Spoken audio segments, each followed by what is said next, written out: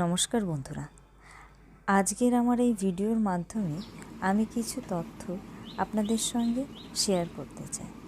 হয়তো এগুলো আপনাদের অনেকেরই জানা থাকতে পারে, আবার অনেকেরই অজানা থাকতে পারে।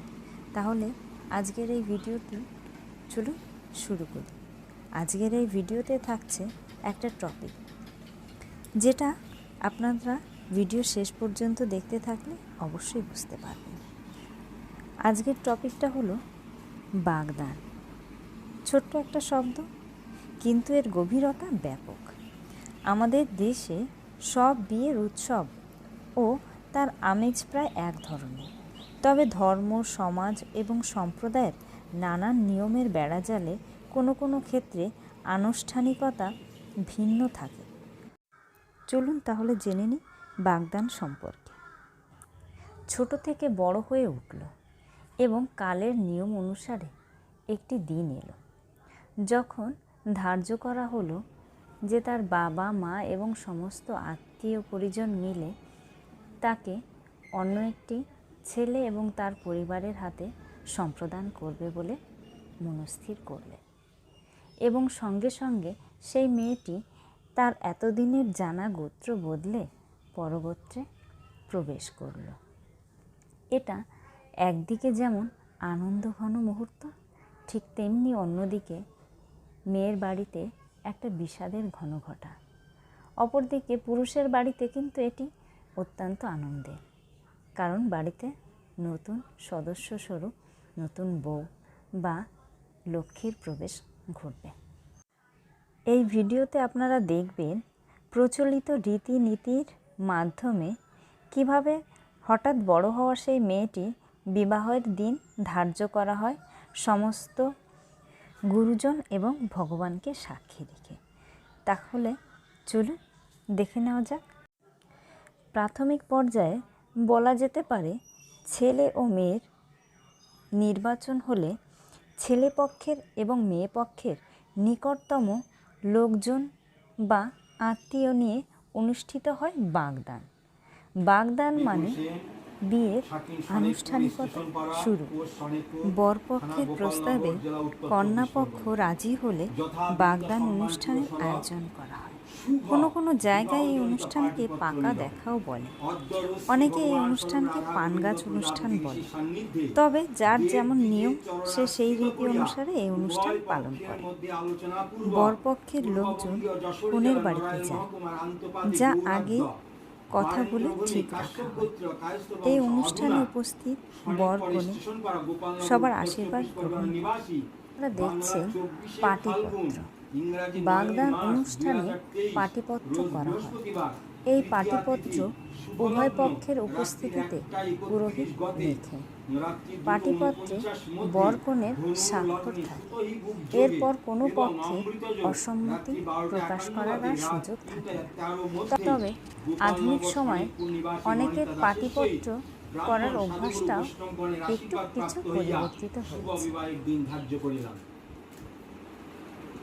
এইখানে পাত্রপক্ষের সই, এখানে সাক্ষী 1 জন 2 জন 3 জন।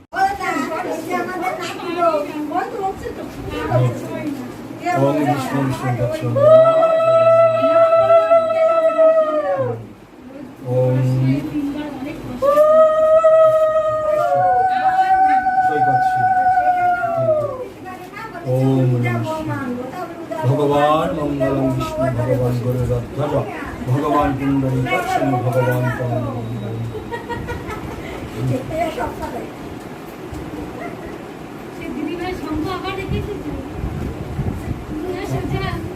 প্রজাপতয়ে নমঃ। পাত্রী রণিতা দাস, পিতা রতন কুমার দাস, মাতা শ্রীমতী মিতা দাস, পিতামহ শ্রী রাজকুমার দাস, পিতামহী শ্রীমতী শেফালী দাস। সাকিন সনেকপুর, স্টেশন পাড়া, পোস্ট সনেকপুর, থানা গোপালনগর, জেলা উত্তর 24 পরগনা। যথাবিহিত সম্মান পুরস্সর বিবাহজনিত পাটিপত্রমিদং।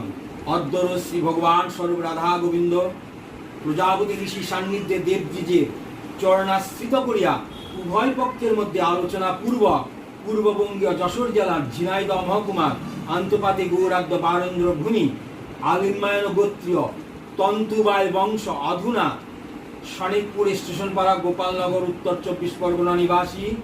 বাংলা 24শে ফাল্গুন, ইংরাজি 9ই মার্চ, রোজ বৃহস্পতিবার, তৃতীয়া তিথি, শুভ লগ্ন রাত্রি 1:31 গতে, 2:49 মধ্যে ধনুর লগ্নে, সুতহি বুক যোগে এবং অমৃত যোগ রাত 12:51 গতে, 3:13 মধ্যে গোপালনগর শনিকপুর নিবাসী শ্রী সৈকত সেনের সহিত ব্রাহ্মণ সাধুগুরু বৈষ্ণবগণের আশীর্বাদ প্রাপ্ত হইয়া শুভ বিবাহের দিন ধার্য করিলাম। পাতৃপক্ষের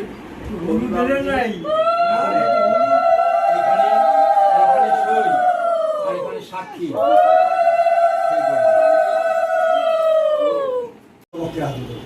দিয়ে উলুধ্বনি দেবেন। সবাই আলিঙ্গন, আপনারা দুইজন আলিঙ্গন করবেন। ভগবানের নাম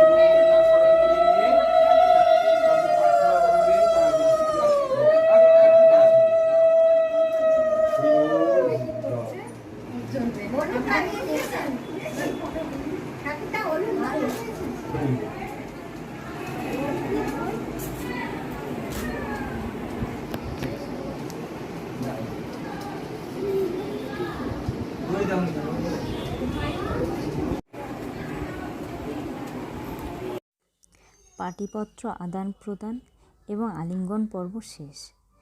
এবার এলো বাগদানের দ্বিতীয় পর্ব, যেখানে সমস্ত গুরুজনের আশীর্বাদ গ্রহণ এবং পাত্রপাত্রী নিজেদের পছন্দের স্বর্ণ অলংকার একে অপরের অঙ্গুলিতে পরিয়ে এই বাগদান প্রথা কমপ্লিট করবে।